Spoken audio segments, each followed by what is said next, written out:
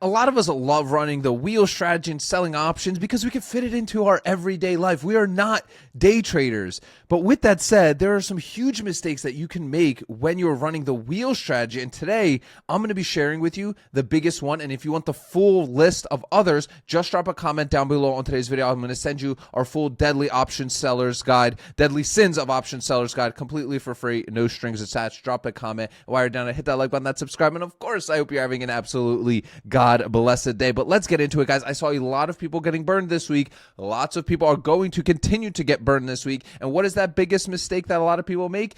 And I'm gonna give it to you right now, and then just bear with me because I'm gonna share with you a little bit more details on it, right? And how to really make sure to avoid it into the future, and the play that I do at least to avoid it. That is having your options contracts expire during earnings week. Okay, lots of people across the board in our community. I see it. I see it in the comments. I see it in other groups.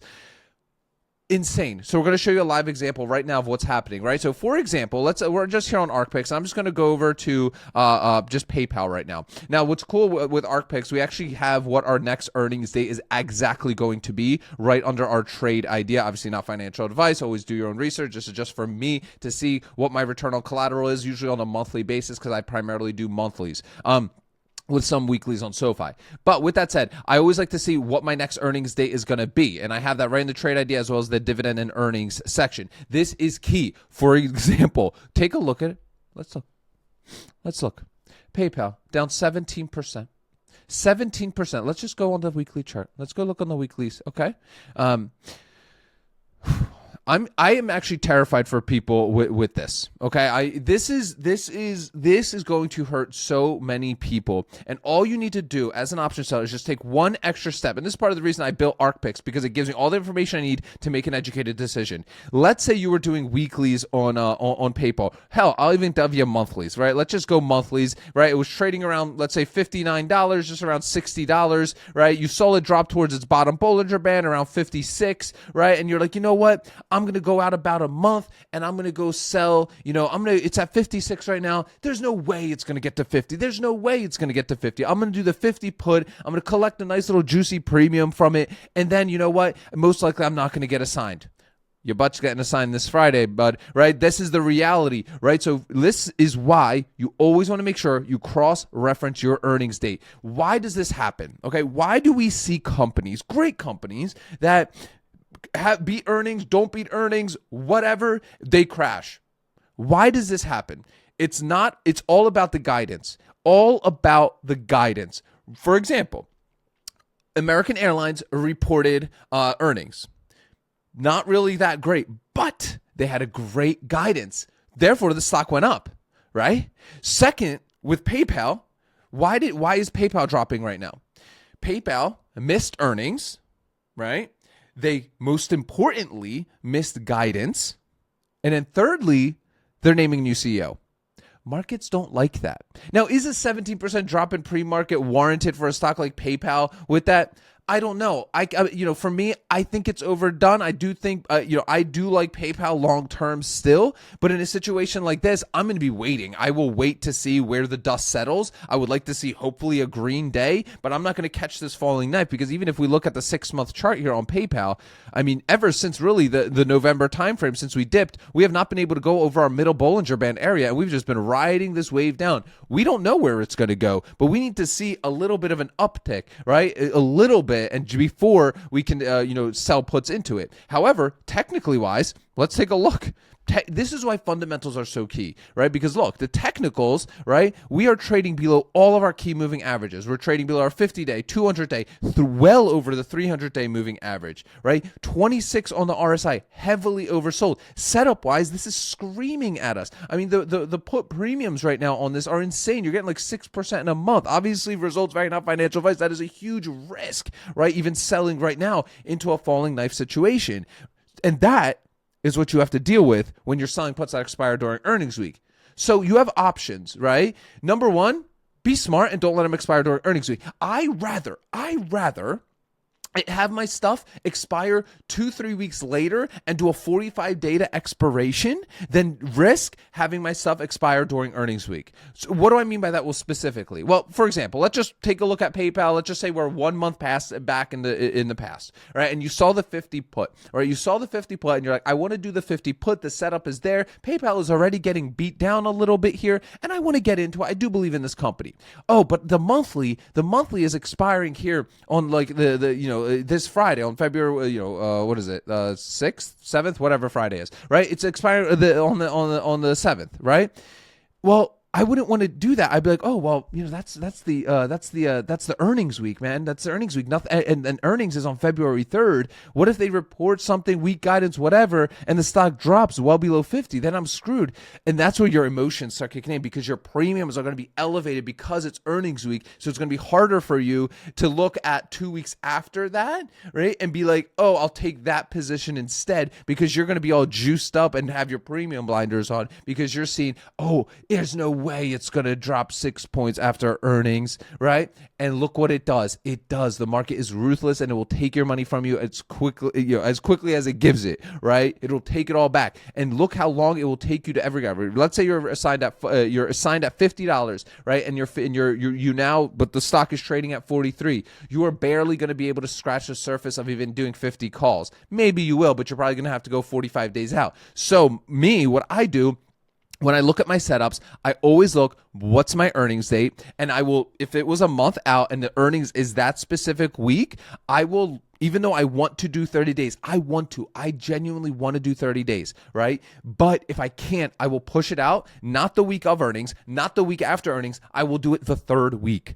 I know it's not ideal. That adds an extra 14 days of time, right, for your money to be potentially still locked up. But in my opinion, I'd rather push out closer to a 45-day expiration to take that risk off the table. Now, the risk still exists. There's always risk when we're selling options. That's the world we live in, right? Because let's say PayPal, let's say you even if you had your contract expiring in 2 weeks, and PayPal 2 weeks prior today dropped 17%, there's nothing to say that it will 100% recover by the time your expiration comes along.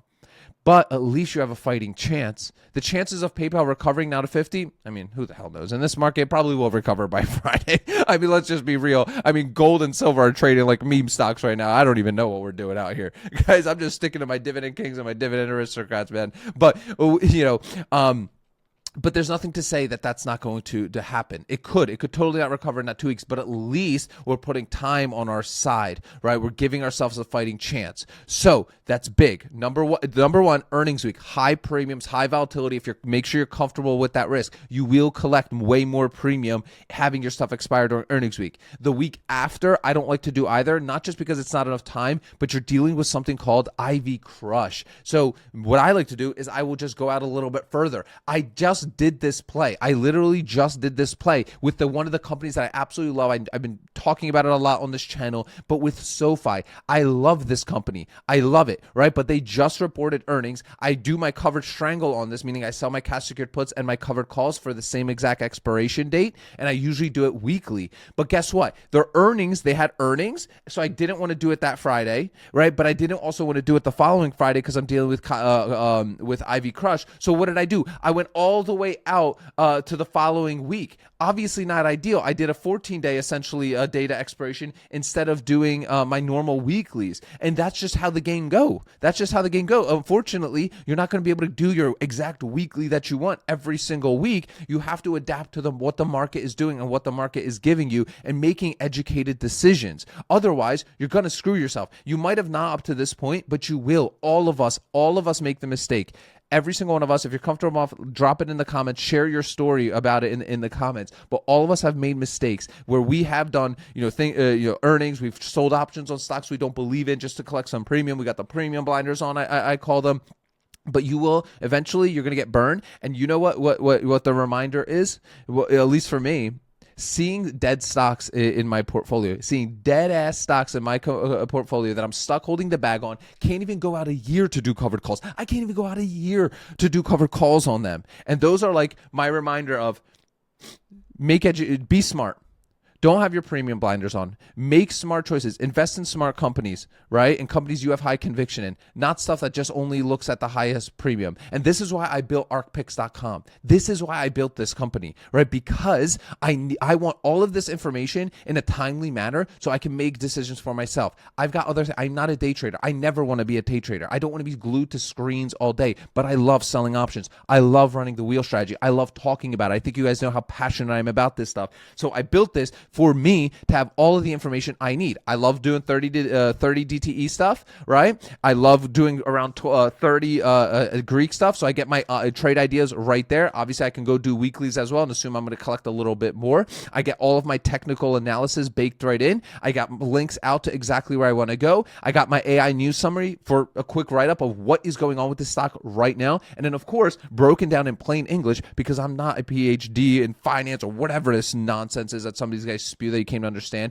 Broken down all of this information, all of that you're seeing on your page, why this matters for options sellers, because you need to understand the risks you are taking on as an option seller. As much as you think it's free money, as much as your favorite YouTuber tells you it's a free money, the wheel strategy is free money, it's not clocking to you that we are taking on risk. We are taking on risk. As much as it feels like it's free, it's not, right? And that one time that you're going to get burned from it, you're going to quickly realize that it ain't free money. Now, do I believe it's the best trading strategy ever? Yes, I love running the wheel strategy, but I love to do it on wheel goods, good quality companies. So take a look at ArkPicks, guys. If you want also my trade log templates, my premium calculators, as well as the full trade log template, I give this all for free. If you're a newbie and you're new to the wheel strategy, you want to get involved and do this stuff and set this up for yourself, right? This is perfect for those of you that are busy professionals. You're busy people. I'm a busy professional myself. Click the first link in the description of today's video. There's a 90-minute workshop waiting there for you. And at the end of it, I give you some incredible free gifts, trade log template, plus my 2 premium calculators. Remember, guys, sell options, collect premiums, repeat. I'll see y'all tomorrow.